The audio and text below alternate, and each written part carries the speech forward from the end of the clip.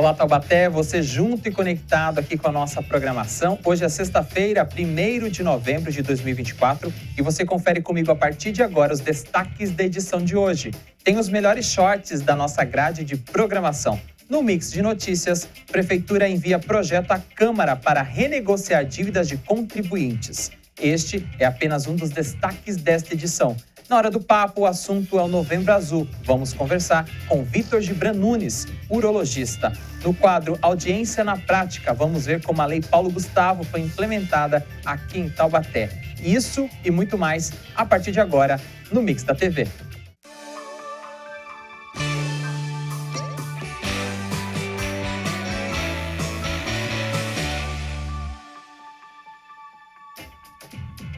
Começando mais um Mix da TV nesta sexta-feira, dia 1º de novembro de 2024, iniciando um novo mês e eu agradeço a sua companhia e também a sua participação aqui na programação da TV Câmara Taubaté pelo número de visualizações que a gente tem tido nas nossas redes sociais e também no nosso canal aberto 4.2 aqui na cidade de Taubaté. E agora eu destaco para você o que você acompanha em breve aqui na nossa programação. Está no ar a grade da TV. O destaque na tela para você é a nossa programação deste domingo, dia 3 de novembro de 2024. A partir das 9 horas da manhã, a TV Câmara transmite ao vivo mais uma rodada do futebol amador. Desta vez é a grande final, é a decisão da segunda divisão. Se enfrentam Parque Aeroporto versus Juventus. Você acompanha quem será o campeão da segunda divisão do futebol amador aqui da cidade de Taubaté. E agora é hora de você ficar bem informado do que acontece aqui no nosso município, no Brasil e no mundo. Está no ar o nosso Mix de Notícias. E a gente começa o nosso primeiro destaque. A Prefeitura de Taubaté encaminhou à Câmara na última terça-feira, dia 29 de outubro, um projeto de lei ordinária que institui o Programa de Recuperação de Créditos Municipais. O programa, popularmente, é conhecido como Anistia. A proposta prevê que o pagamento dos débitos seja em parcela única, com redução de multa moratória e juros de 100%. A iniciativa visa a negociação de tributos como IPTU, ISS, taxas, CIMUB e outros, vencidos até o dia 31 de dezembro do ano passado, 2023. O contribuinte terá a oportunidade de liquidar sua dívida em pagamento único até o dia 20 de dezembro de 2024. A proposta prevê ainda que poderão ser incluídos saldos de parcelamentos em andamento, em atraso ou não, e também os ajuizados. De acordo com a proposta, o contribuinte poderá realizar os acordos presencialmente, devendo realizar agendamento prévio do atendimento ou fazer a sua solicitação online. No caso dos juros moratórios, algumas multas administrativas e fiscais ficarão excluídas do programa, como as decorrentes de infração de trânsito, de infração administrativa praticada por permissionários de transporte alternativo e multas decorrentes de auto de infração aplicado pela Vigilância Sanitária Municipal. Os estudos de impacto orçamentário financeiro feitos pela Secretaria da Fazenda Municipal constam do projeto enviado à Câmara. A Prefeitura aguarda agora a aprovação da proposta pelos vereadores. As informações são do site da Prefeitura de Taubaté. E tem mais notícia para você aqui no nosso Mix. Nos 2 primeiros domingos agora deste mês de novembro, nos dias 3 e 10, milhões de estudantes vão encarar o Enem 2024. E quanto mais perto da prova, muitos alunos relatam que começam a sentir que não sabem nada das disciplinas, além de terem medo do branco na hora de resolver as questões. Mas será que isso é normal? O Portal Terra conversou com especialistas para explicar essa sensação pré-ENEM e como aliviar isso. Segundo o Thiago Braga, faltando poucos dias para o exame, ter essa sensação de não saber nada é super normal, porque é difícil quantificar tudo que o estudante sabe. É mais fácil quantificar o que a gente não sabe, então o estudante fica inseguro mesmo. A psicóloga Paula Pimenta também afirma que é esperado que esses sentimentos surjam pelo fato do Enem ser uma prova eliminatória. Não adianta você ir bem, você precisa tirar a nota que é necessária para o seu curso. Ou você passa ou você não passa, não tem meio termo. Então isso traz uma pressão muito grande, uma necessidade de atingir uma certa perfeição, atingir essa nota para passar, explica a doutora. Para esses momentos de insegurança, Tiago Braga, que é especialista, aconselha que é importante o aluno pensar que a preparação para o Enem não foi feita em apenas 1 ou 2 anos, mas desde que ele entrou na escola. Ele está se preparando há muito tempo e ele já tem mais de 10 anos de acúmulo de conhecimento, de construção de repertório, não só para o Enem, mas para qualquer prova. E isso dá segurança, segundo o especialista. Há ainda outras formas de aliviar essa tensão pré-Enem. Fazer exercícios leves, de preferência aeróbicos, como corridas e caminhadas, ter boas noites de sono, ter uma alimentação saudável, evitando gordura e muito açúcar, ter momentos de lazer com amigos e família, além de ter um plano B em caso de você não atingir a nota que deseja. E fazer terapia com um profissional para conversar sobre esses medos e expectativas para a prova. Para você que vai prestar o Enem, boa sorte aí nos próximos domingos. Essas informações e também mais detalhes e dicas estão no Portal Terra. E agora a gente segue o nosso mix da TV, porque tem shorts que são os melhores recortes da nossa programação. O Fora da Caixa é o nosso programa quinzenal de variedades. E a gente selecionou um trecho para você para falar ainda sobre crianças esportistas. No caso, um adolescente, né? Que é o Miguel de Abreu, que pratica escalada. Vamos ver? Solta o play! E agora a gente continua entrevistando os talentos esportivos aqui de Taubaté. Agora a gente está no Ginásio Mantiqueira de Escalada Esportiva e eu vou conversar com o Miguel Abreu, que é praticante e atleta de escalada esportiva. Miguel, tão jovem, 14 anos, né? E como é que começou essa paixão pela escalada? Minha paixão pela escalada começou em 2021. Eu era uma criança muito sedentária, né? Período de pandemia. E eu fazia pilates com a minha mãe, aulas de pilates. E minha professora de pilates me indicou aqui o ginásio aqui de Taubaté, o ginásio comercial. E aí eu comecei a praticar, vim na pandemia, e aí minha paixão começou, e aí até agora. Miguel, quando a gente fala de escalada esportiva, a gente está falando de uma modalidade que gasta-se muita energia e exige também muita energia, né? É ideal, então, para uma pessoa, uma criança, um adolescente que é hiperativo?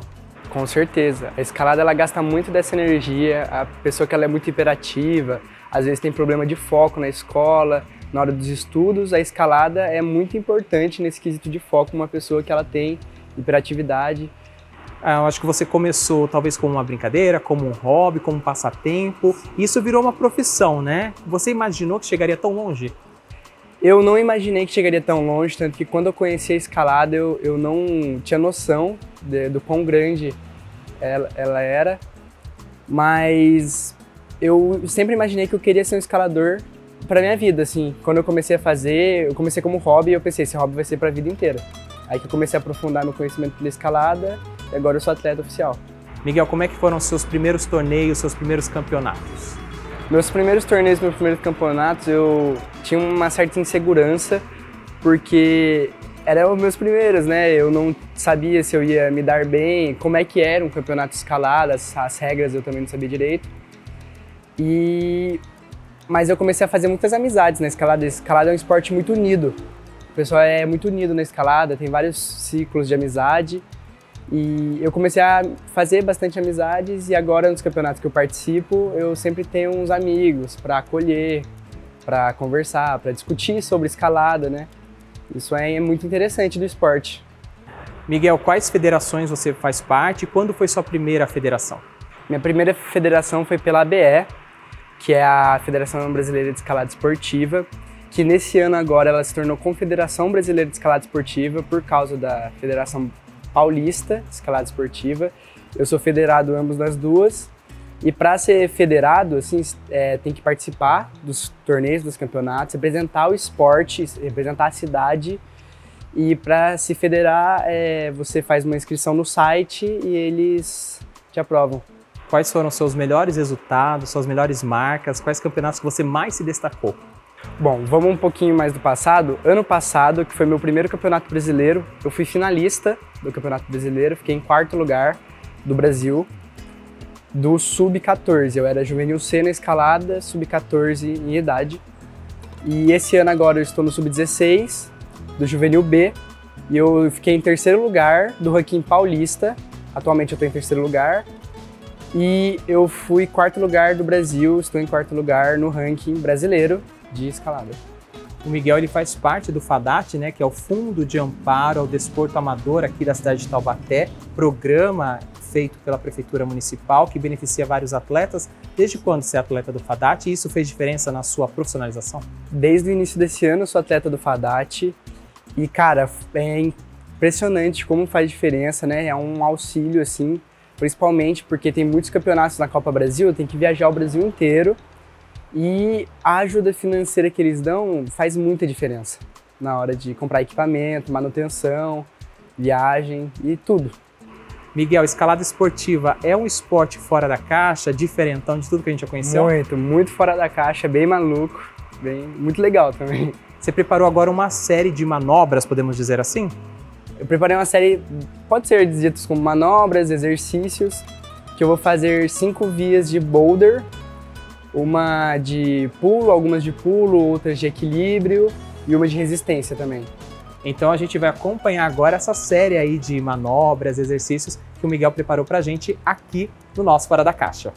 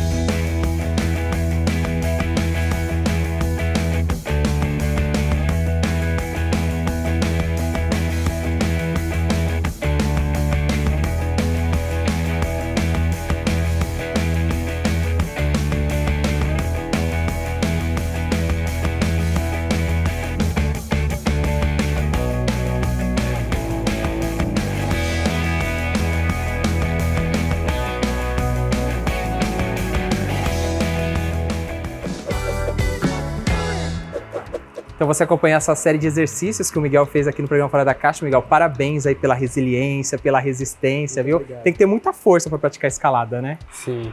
E qual que é o segredo aí para quem quer começar na escalada? Qual é o incentivo que você deixa? O incentivo que eu deixo é nunca se desanime e sempre mantenha o foco, nunca pense que algo que é muito difícil, você nunca vai alcançar ele. Também não tente uma via de boulder ou de corda muito mais dura, porque não vamos dar um passo maior que a perna, né? Sempre vamos progredir e na escalada é assim, sempre uma progressão pequena ou grande, dependendo das vezes. Qual que é o segredo então para praticar escalada? É força, é jeito, é inteligência, é raciocínio? O que você considera que é o primordial? É o foco. O foco. Se você é uma pessoa dedicada, resiliente, disciplinada, você pode qualquer coisa, pode ser fraco, vai ficar forte, você pode ser desatento, vai ficar focado. Porque é isso, né? Qualquer esporte, a disciplina sempre ganha. Miguel, a escalada esportiva já faz parte do circuito olímpico, né? Quais são seus planos para daqui a 4 anos, 2028 ou talvez para 2032? Bom, eu espero que nas próximas Olimpíadas eu já faça parte da seleção brasileira de escalada. Eu já vou estar com 18 anos e é a idade que dá para ir para as Olimpíadas. E eu pretendo ir para lá para ganhar experiência, tudo, né? Mas principalmente também aparecer no pódio, ou pegar um ouro, né? Miguel, parabéns então aí pela sua trajetória, por essa dedicação que você teve, né? Começou como algo para fugir do sedentarismo, mas hoje é profissional e representa muito bem o nosso país, viu? Sucesso! Muito obrigado! E aí, gostou desse trecho do programa falando sobre a escalada? Um esporte muito interessante. O programa completo está disponível no nosso canal, youtube.com/TVC Taubaté. Lá tem uma playlist completa de todos os programas desta temporada. E quinzenalmente aqui na nossa programação tem Fora da Caixa inédito. E agora a gente segue o nosso Mix da TV. Para destacar para você que ainda nesta edição, Prefeitura alerta sobre serviços do Cadastro Único. E a seguir, na Hora do Papo, o assunto é o Novembro Azul. Vamos conversar com Vitor Nunes, médico urologista. Fique com a gente, junto e misturado com a nossa programação. O Mix da TV volta já já. Não saia daí.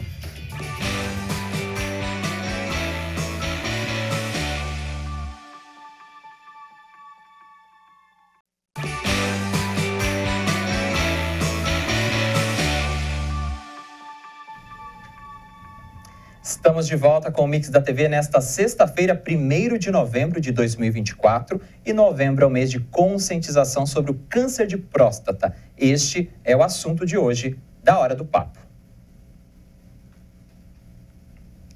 O Novembro Azul é uma campanha mundial que visa conscientizar homens sobre a importância da prevenção e do diagnóstico precoce do câncer de próstata. A campanha teve origem na Austrália em 2003 e no Brasil é realizada desde 2011.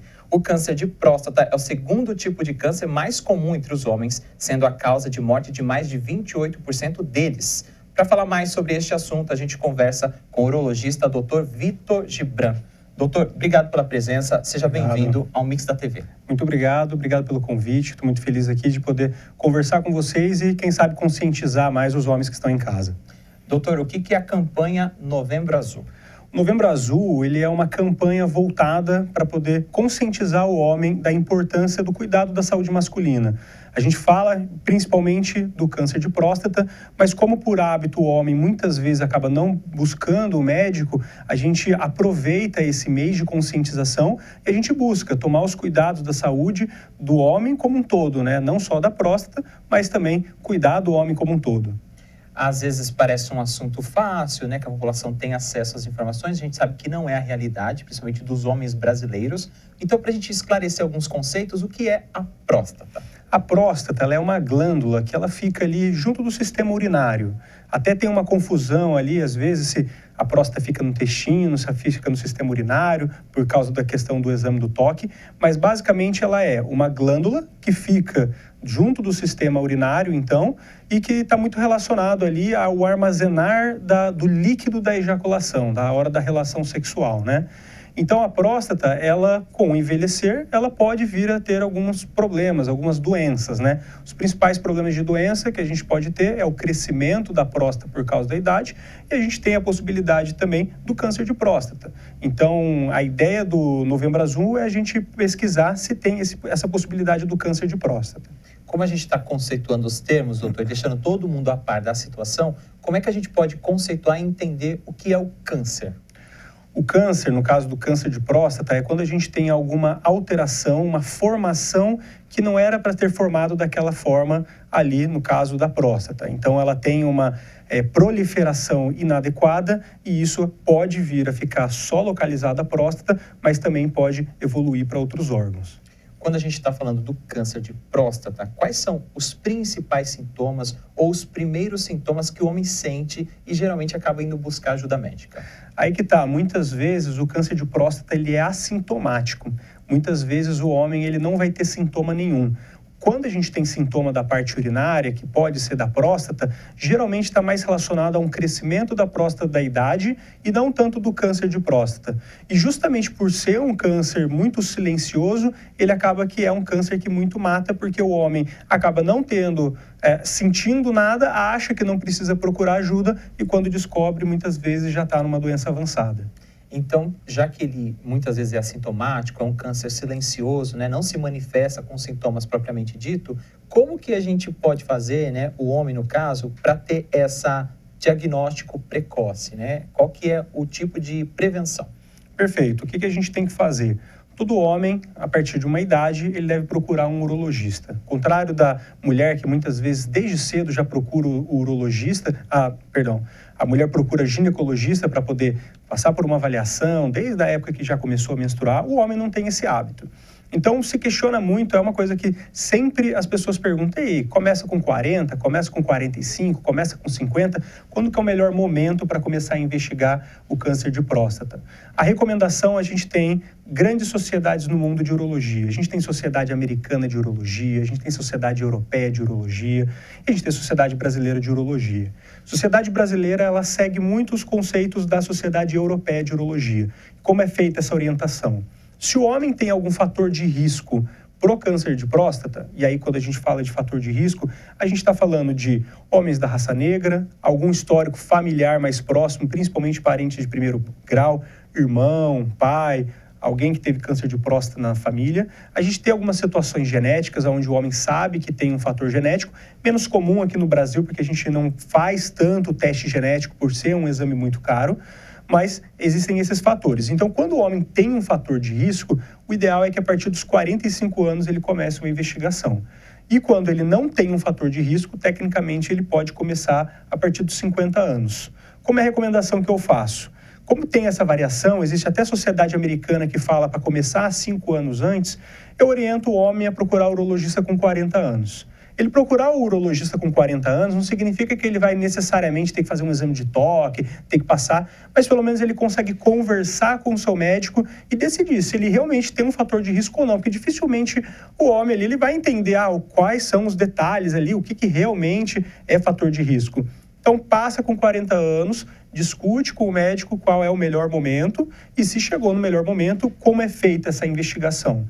Geralmente, a gente faz o exame do toque associado a um exame de sangue, que é o exame do PSA.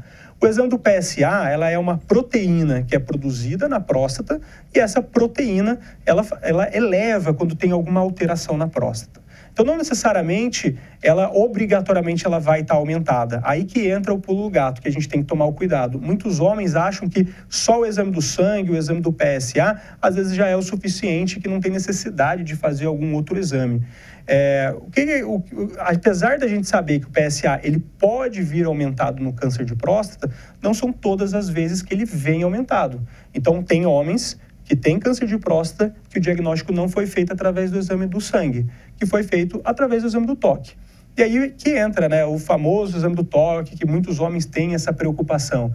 Mas o exame do toque ele é um exame rápido, é um exame que dura em torno de 5 segundos, que sim, ele é feito através do canal do intestino, do canal do ânus, porque a próstata ela fica de frente para o intestino, né? Ela fica junto do sistema urinário, de frente para o intestino.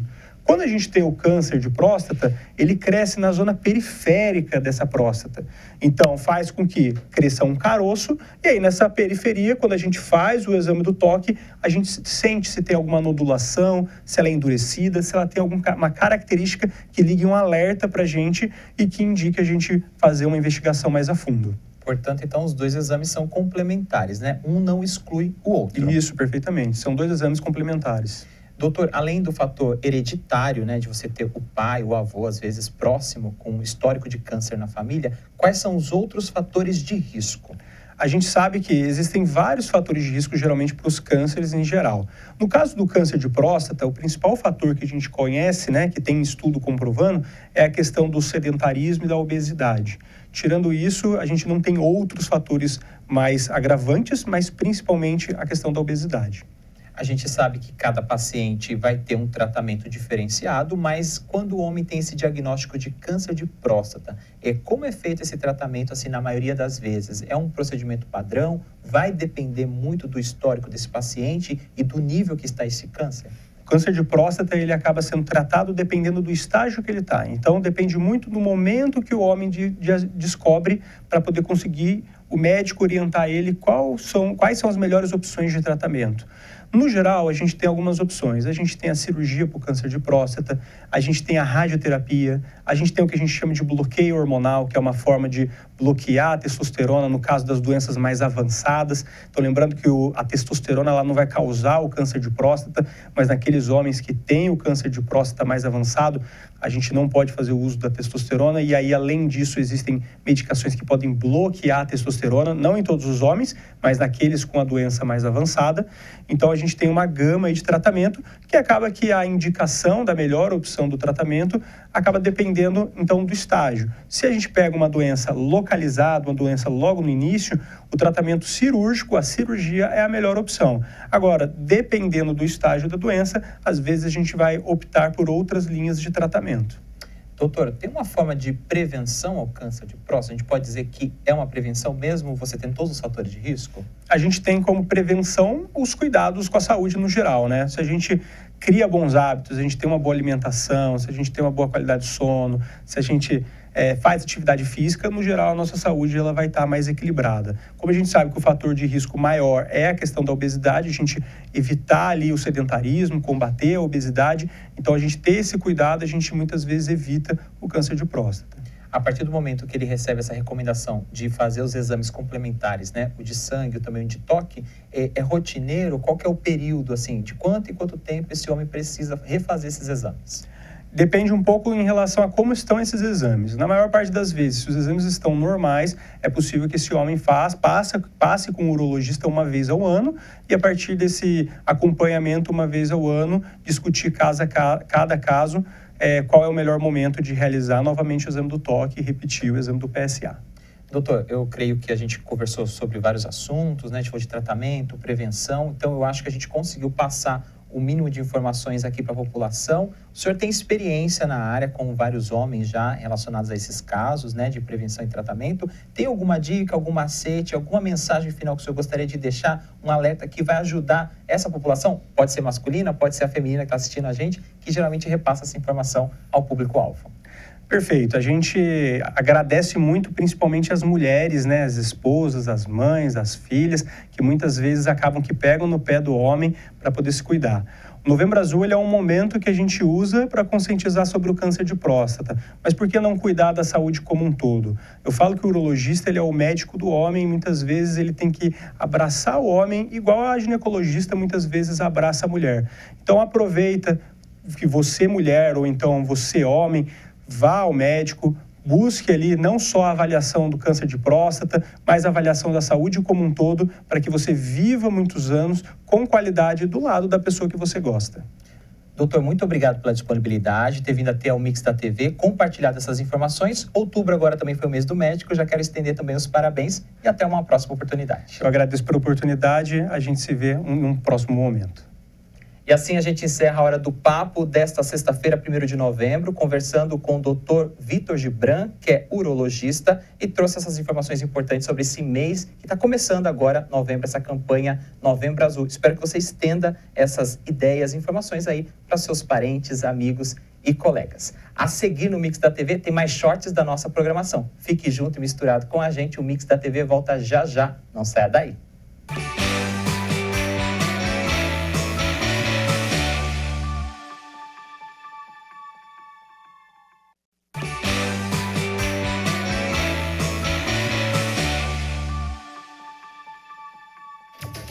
Estamos de volta com o Mix da TV nesta sexta-feira, dia 1º de novembro de 2024.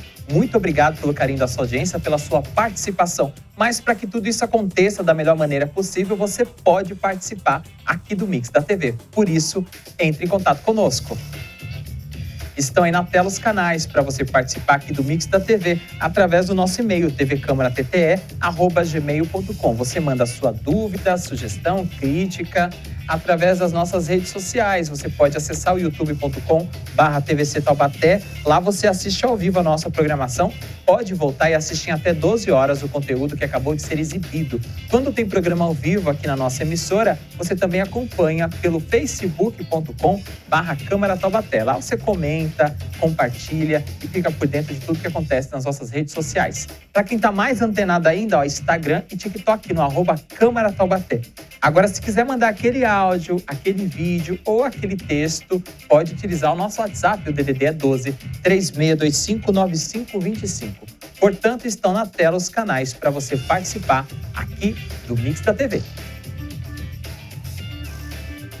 E vamos agora com mais shorts aqui na nossa programação. O Desbravando Taubaté é o programa que explora os 4 cantos da cidade, mostrando histórias e curiosidades do patrimônio, da cultura e da arquitetura do nosso município.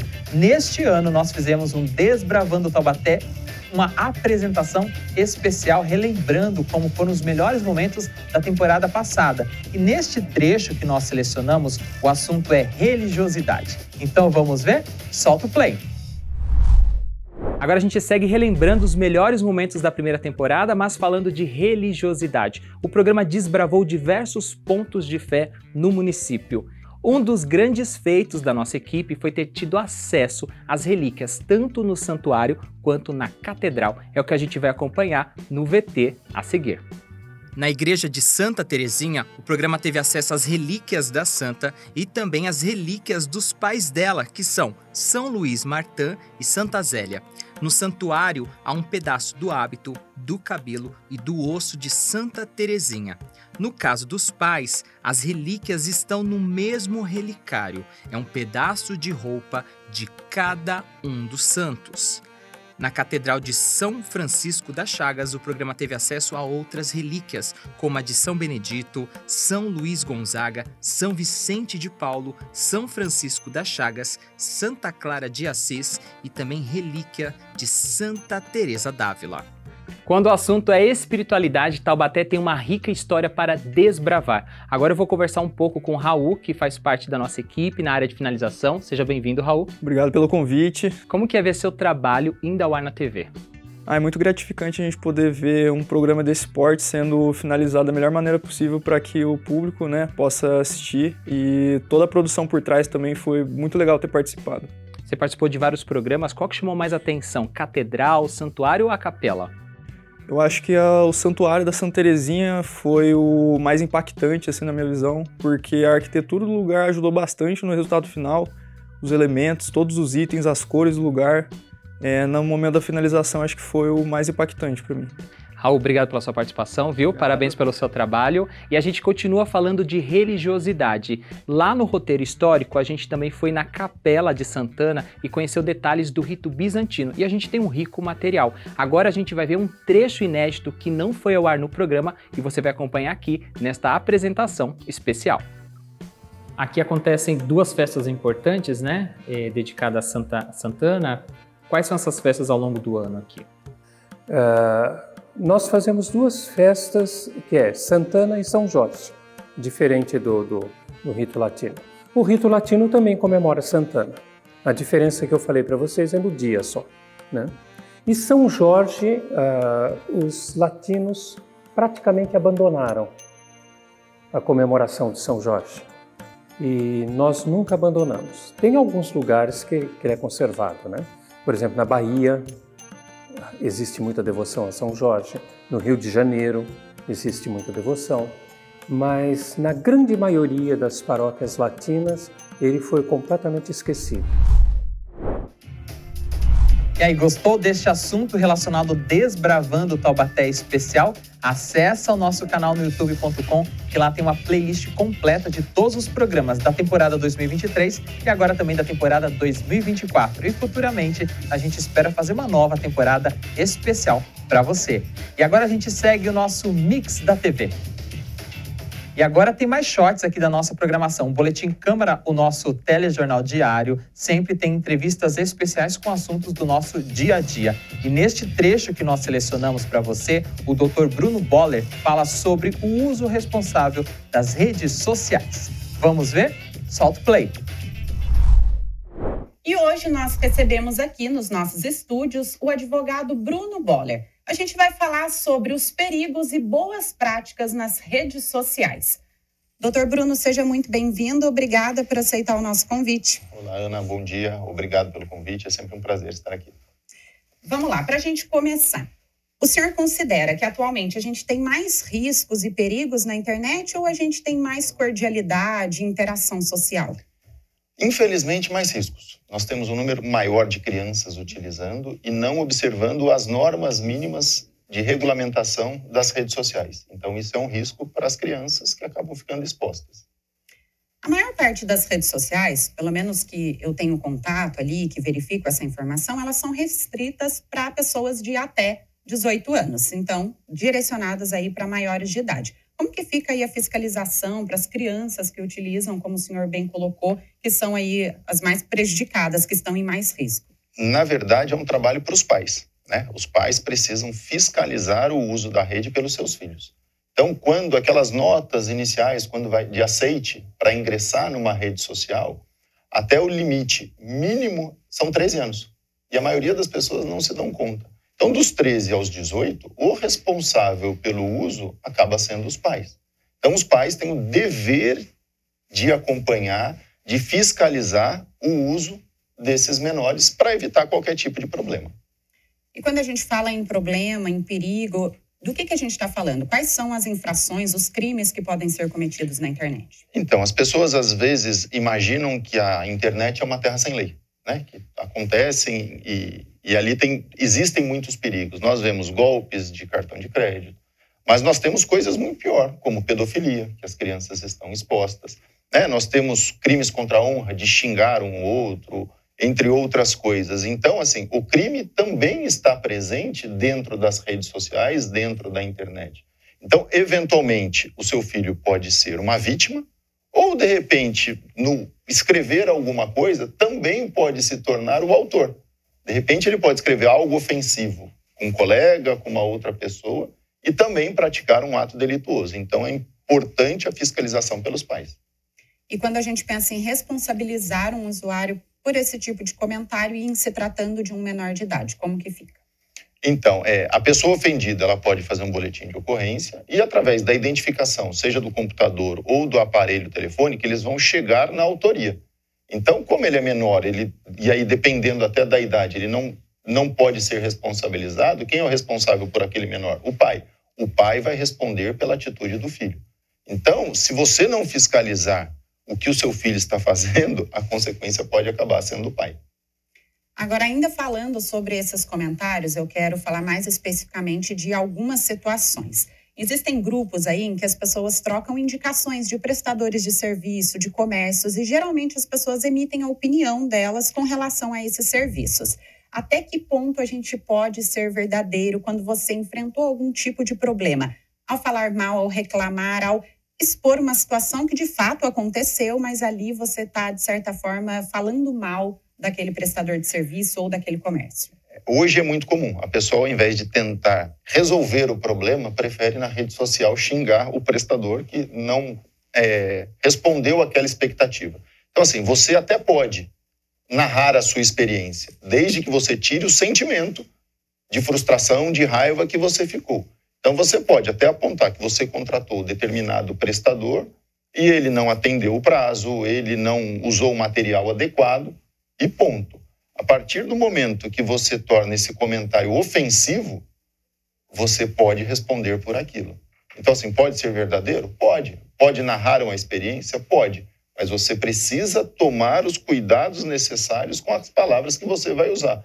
Porque aquilo na rede social ou em qualquer outra situação na internet, vai ter alguém que vai republicar, vai ter alguém que vai encaminhar, terão curtidas naquele comentário, e aquilo vai se proliferar, expondo negativamente por um erro, talvez, que possa ter acontecido do prestador e não seja para tudo aquilo.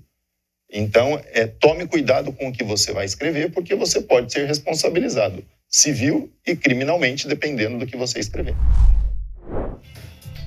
E aí, gostou dessa entrevista do Boletim Câmara? É só acessar o nosso canal youtube.com/TVC Taubaté. Lá tem uma playlist completa de todas as entrevistas realizadas pelo Telejornal. E de segunda a sexta-feira, às 9h30 da manhã, você acompanha o Boletim aqui na programação da TV Câmara Taubaté, apresentado por Ana Laura Costa. Agora a gente segue o nosso Mix da TV, para destacar para você que no próximo bloco, como proteger sua família e os pets e a sua casa ao ser surpreendido por enchente.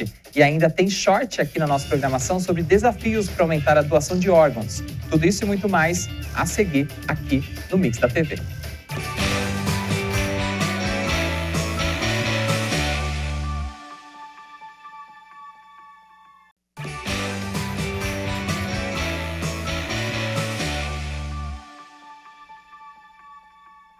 De volta com o Mix da TV aqui na programação da TV Câmara Taubaté, começando mais um mês juntinho com você aqui na nossa programação. E agora você fica bem informado com o que acontece na região e também no Vale do Paraíba. Está no ar o Mix de Notícias.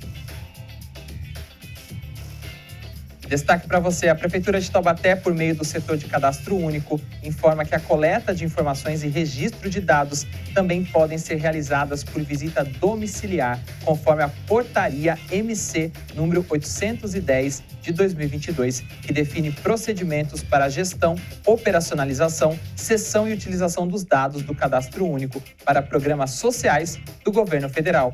As visitas não são agendadas, sendo realizadas conforme a demanda e programadas por bairro pelo setor de cadastro único, de segunda a sexta-feira, das 8 da manhã às 4 horas da tarde e, eventualmente, aos sábados, das 8 da manhã até as 2 horas da tarde. Os entrevistadores vão às residências em carro oficial da Prefeitura de Taubaté, uniformizados e com crachás de identificação.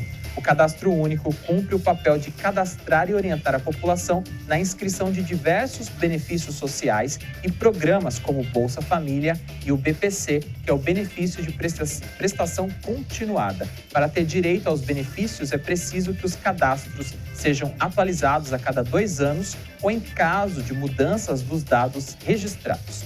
A atualização pode ser feita no CRAS de referência do morador. As informações são do site da Prefeitura de Taubaté. A última notícia para a gente fechar o nosso mix nesta sexta-feira. Enchentes geram destruição significativa no mundo todo e são o tipo mais frequente de desastre natural.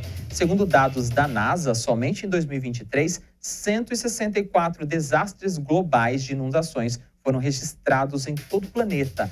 Entre elas estão a enchente que atingiu o norte da Líbia e deixou mais de 10 mil mortos ou desaparecidos. Então, como é possível sobreviver a uma enchente repentina?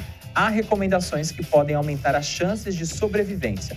Preste atenção aos alertas meteorológicos locais, especialmente a avisos de autoridades sobre chuvas mais fortes. Se você estiver em uma área vulnerável à elevação das águas, tem um plano de fuga para a sua família e também os animais de estimação. Manter um kit de emergência com medicamentos, água limpa, um carregador de bateria para celular e roupas impermeáveis pode ser útil também. Organizações como a Cruz Vermelha oferecem informações sobre como preparar esses kits. Além disso, certifique-se de informar os vizinhos sobre o risco de inundações, especialmente idosos e pessoas mais vulneráveis. Se você estiver do lado de fora e vir água correndo pela rua, vá para um lugar mais alto.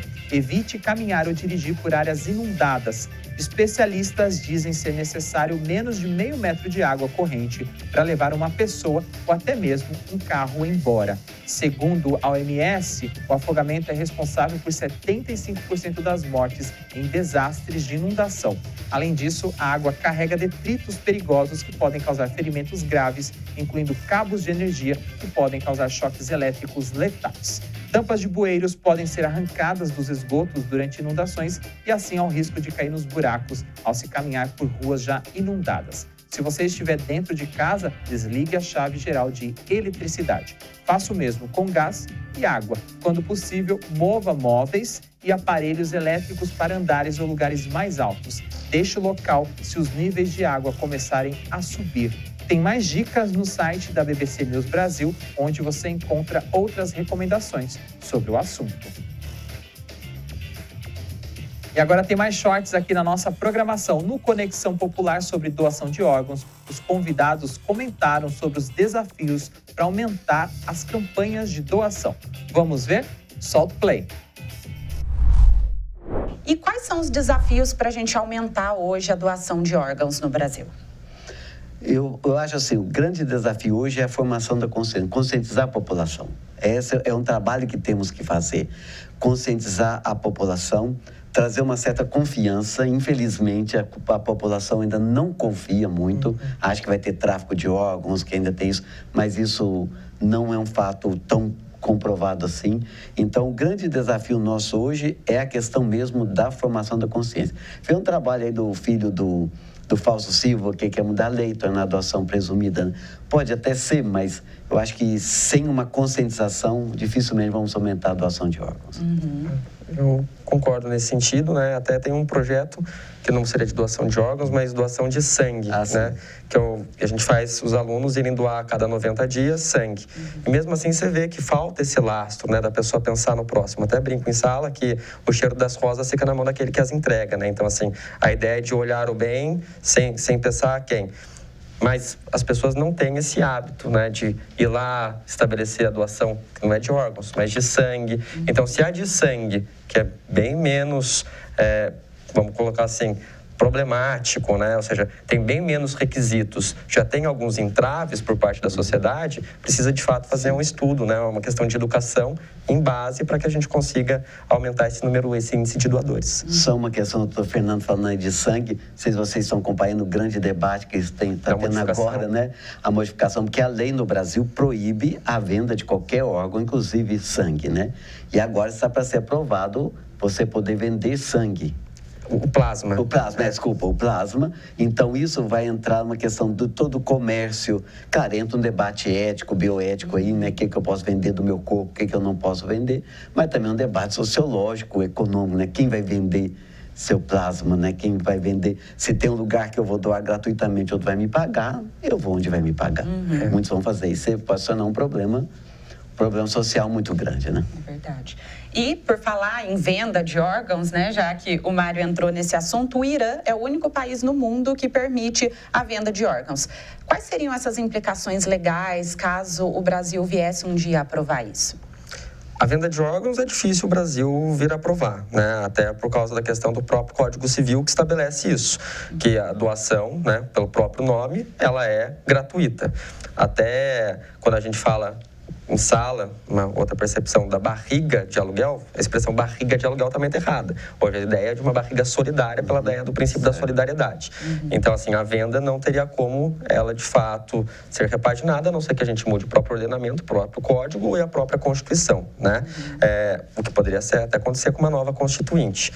Mas eu acho bem complicado nesse sentido. E na área da teologia também é mesmo que na área jurídica, né? Porque para a teologia, fala aqui no meu caso da bioética católica, é complicado porque o órgão ele é da humanidade, um órgão meu, né? Um rim, ele é da humanidade. Então, algo que você se doa, não se vende, né?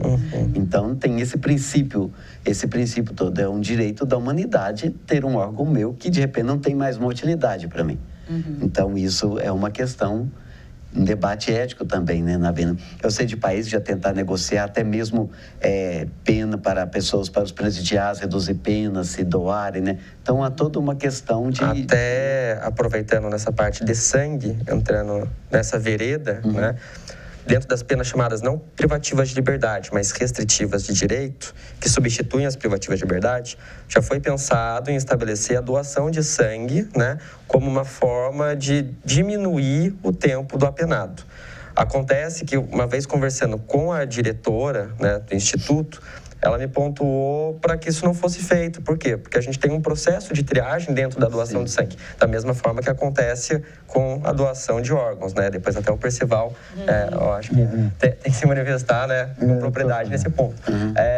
E daí, ela falou, o problema é que os apenados, eles mentiam na triagem, né? Então, ela falou assim, e de repente fazia a doação para diminuir, só que em razão da mentira que eles traziam, vamos supor que passasse para alguém algum problema como soro positivo, alguma hepatite, e daí eles tinham que fazer uma retrovisão para ver para quem tanto esse sangue foi doado, porque uma bolsa de sangue, né, teoricamente, ela pode ser distribuída até 4 pessoas.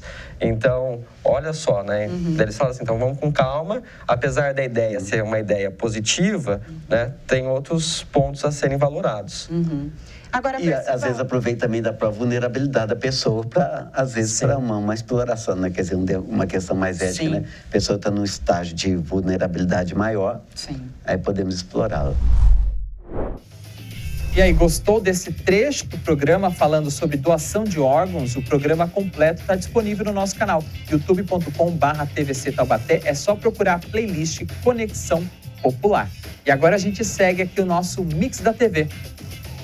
Agora está na hora do nosso quadro Audiência na Prática. A audiência pública é um instrumento de participação popular no debate de temas que impactam a comunidade. É na audiência que os munícipes podem manifestar a sua opinião e oferecer propostas sobre o tema que vão embasar a discussão e a criação de uma lei. E hoje nós separamos para você a audiência pública sobre a Lei Paulo Gustavo, realizada para discutir como aplicar os recursos destinados à área audiovisual para Taubaté, por meio do Ministério da Cultura. A audiência pública foi realizada no dia 4 de maio de 2023 e teve cobertura da TV Câmara. Vamos ver a matéria do Web Câmara sobre essa audiência pública. Solta o play.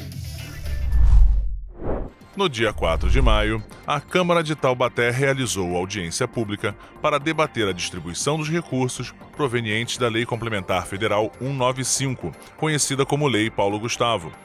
A iniciativa é da vereadora Elisa Representa Taubaté.